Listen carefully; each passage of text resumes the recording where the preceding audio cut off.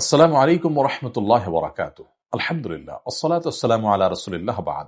সুপ্রিয় দর্শক শ্রোতা ভাই বোন, নদীমাতৃক এলাকা এবং সমুদ্র তীরবর্তী অঞ্চলে ঝড় জলোচ্ছ্বাস হবে, এটি সুন্নাতুল্লাহ ফিল আরদ বা পৃথিবীতে আল্লাহ সুবহানাহু ওয়া তাআলার সিস্টেম এবং নিয়মেরই অংশ। ঠিক যেমনি ভাবে মরু অঞ্চলে মরুঝড় হয়ে থাকে এবং বনাঞ্চলে ভিন্ন ধরনের প্রাকৃতিক দুর্যোগ হয়ে থাকে, পৃথিবীর এক এক অঞ্চলে এক এক জায়গায় এক এক রকমের প্রাকৃতিক দুর্যোগ হয়ে থাকে এবং যেখানে যেরকম প্রাকৃতিক দুর্যোগ হওয়ার কথা সেটি সেখানে হওয়াটাই বরং স্বাভাবিক এবং এটি আল্লাহ সুবহানাহু ওয়া তাআলার নিয়মের অংশ, সিস্টেমের অংশ। এই সমস্ত প্রাকৃতিক দুর্যোগ আল্লাহ তাআলা কখনো কখনো দিয়ে থাকেন আমাদেরকে পরীক্ষা করবার জন্য, আবার কখনো কখনো দিয়ে থাকেন আমাদের কোনো কৃতকর্মের নগদ শাস্তি স্বরূপ, যাতে করে আমরা সতর্ক হয়ে ফিরে আসতে পারি মন্দ কর্ম থেকে।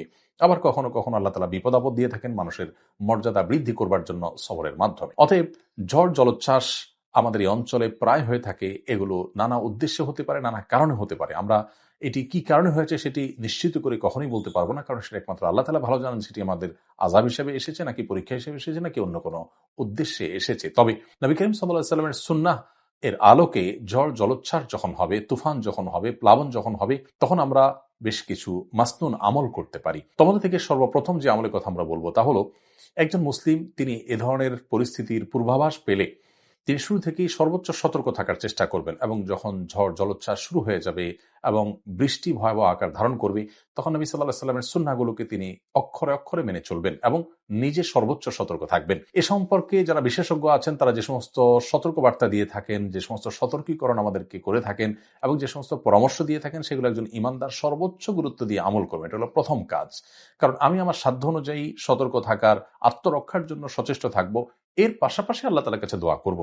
আমি নিজে অসতর্ক থেকে শুধুমাত্র দোয়া পাঠ করলাম, এই শিক্ষা ইসলাম আমাদেরকে কখনো দেয়নি। অতএব সর্বপ্রথম করণীয় হবে যে আমরা প্রত্যেকে ঝড় জলোচ্ছ্বাস তুফান এগুলো আঁচ করতে পারলে, পূর্বাভাস জানতে পারলে, এগুলো যেন আমাদেরকে কোনোভাবে ক্ষতিগ্রস্ত করতে না পারে, আগাম সতর্কতার যে উপায়গুলো আছে তার সবগুলো আমরা অবলম্বন করবো ইনশাআল্লাহ তাআলা। এবং ঝড় চলাকালীন সময়ে নিজে সতর্ক থাকা, অন্যকে সতর্ক রাখার চেষ্টা করবো। নবী সাল্লাল্লাহু আলাইহি ওয়াসাল্লাম বলেছেন, লা দরারা ওয়ালা দিরারা, কেউ নিজে ক্ষতিগ্রস্ত হওয়া কিংবা অন্য কাউকে ক্ষতিগ্রস্ত করা কোন অবস্থাতে ইসলামে জায়েজ নয়। অতএব সতর্কতামূলক যে পন্থাগুলো আছে সেগুলো অবলম্বন করবে, এটি হলো প্রথম আমল। একজন ইমানদার তিনি বিশ্বাস করবেন যে আমার সতর্কতার যা যা করার আছে তার সবগুলো করা সত্ত্বেও হবে সেটাই যেটা আল্লাহ তাআলা ফয়সালা করেছেন, বিধায় আমার সকল পদক্ষেপ গ্রহণ করবার পরও আমাকে আল্লাহর দিকে রুজু হতে হবে।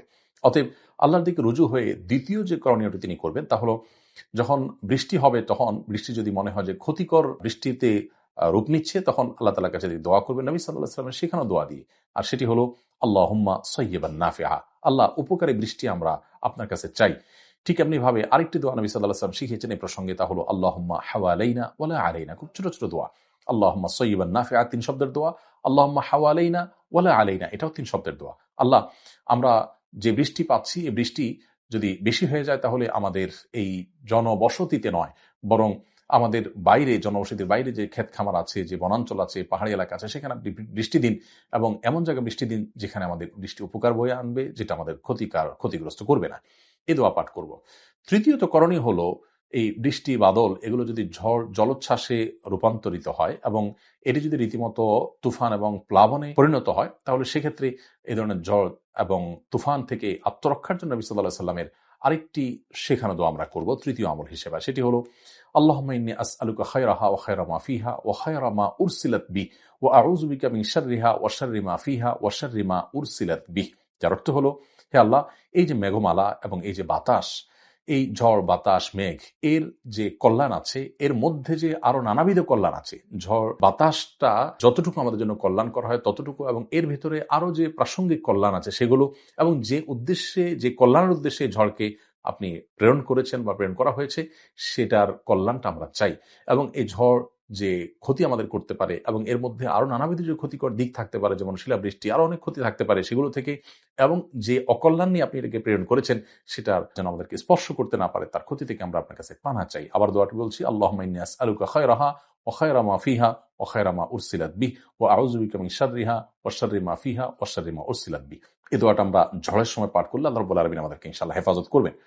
চতুর্থত যে আমলটি করব তা হলো, যখন ঝড় জলোচ্ছ্বাস দেখা দিবে তখন আমরা সবর করব, ধৈর্য ধারণ করব। বিশেষ করে যখন বাতাস বইতে থাকবে খুব জোরে, যার দ্বারা আমরা হয়তো কোনো কারণে ক্ষতিগ্রস্ত হতে পারি, তখন আমরা সেই বাতাসকে, ঝড়কে গালিগালাজ না করে সবর করব। কারণ নবী সাল্লাল্লাহু আলাইহি ওয়াসাল্লাম সহিহ মুসলিমের হাদিসে বলেছেন যে তোমরা বাতাসকে গালি দিও না, বাতাসকে গালি দিও না এবং মন্দ কথা বলো না। অনেক সময় আমরা ধৈর্য হারিয়ে ফেলে আমরা আল্লাহর সমস্ত সৃষ্টিকে গালমন্দ করে বসি এবং বাজে মন্তব্য করে বসি। সেটি না করি।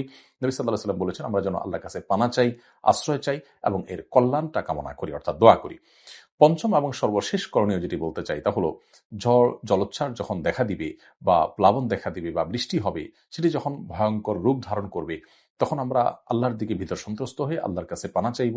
অনেক সময় নবী সাল্লাল্লাহু আলাইহি ওয়াসাল্লাম এই জাতীয় পরিস্থিতিতে মেঘমালা দেখলে, ভয়াবহ বৃষ্টি বাদল হতে পারে সেরকম আশঙ্কা করলে তিনি মসজিদে এসে আশ্রয় নিতেন এবং আল্লাহর দিকে রুজু হতে মনোনিবেশ করতেন। ঠিক আদ সামুদ জাতি তারা এরকম মেঘমালা দেখে মনে করেছিল স্বাভাবিক মেঘমালা, কিন্তু সেটি আল্লাহর আযাব বয়ে আনছে এবং তাদেরকে শেষ করে দিয়েছে। ইতিহাসে তারা এখনো আমাদের শিক্ষণীয় বিষয় হয়ে রয়েছে। অতএব এ ধরনের পরিস্থিতিতে একজন ইমানদার কোন অবস্থাতে ফুর্তিতে লিপ্ত হবে না, বরং তিনি ভীত সন্ত্রস্ত থাকবেন।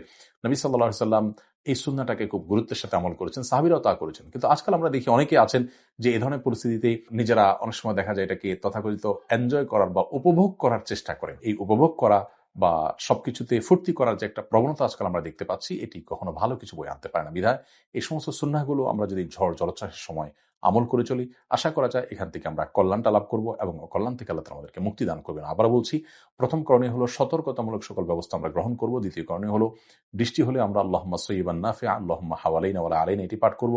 তৃতীয় করণীয় হলো ঝড় দেখা দিলে, তুফান দেখা দিলে তখন আমরা দোয়া পড়ব। নবী সাল্লাল্লাহু আলাইহি ওয়াসাল্লাম সেখানে দোয়া আল্লাহুম্মা ইন্নী আসআলুকা খায়রাহা ওয়া খায়রা মা ফিহা ওয়া খায়রা মা উরসিলাত বি ওয়া আউযু বিকা মিন শাররিহা ওয়া শাররি মা ফিহা ওয়া শাররি মা উরসিলাত বি।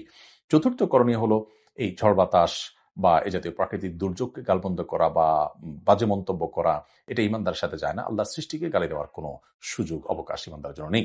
৫ নম্বর সর্বশেষ করণীয় হলো অনেক সময় বৃষ্টি বাদল যখন অনেক বেশি পরিমাণে হয়, মেঘমালা বেশ অন্ধকার হয়ে আসে, আমরা অনেকে সেটাকে এনজয় করি। এমনকি চন্দ্রগ্রহণ, সূর্যগ্রহণকে অনেকে দেখা যায় এনজয় করছেন, উপভোগ করছেন এবং এই টাইমেও তারা ফুর্তি করার চেষ্টা করছেন।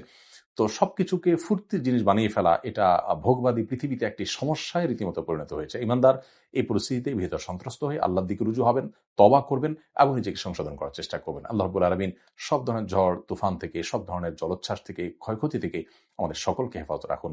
জাযাকুমুল্লাহ খায়রা। আসসালামু আলাইকুম ওয়া রাহমাতুল্লাহি ওয়া বারাকাতুহু।